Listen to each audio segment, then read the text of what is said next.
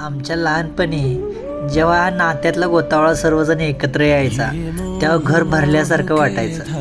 इकडचे तिकडचे घडलेले सर्व अनुभव यांच्यामुळे शेअर व्हायचे, आम्हाला समजायचे. एवढं भारी वाटायचं ना की बोलायचं कामच नाही.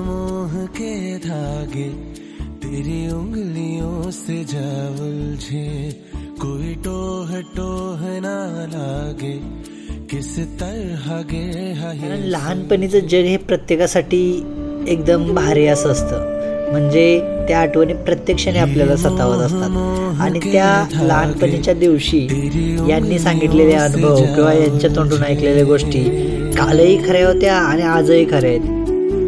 ये मोह मोह के धागे तेरी उंगलियों से जा उलझे, कोई टोह टोह ना लागे, किस तरह गे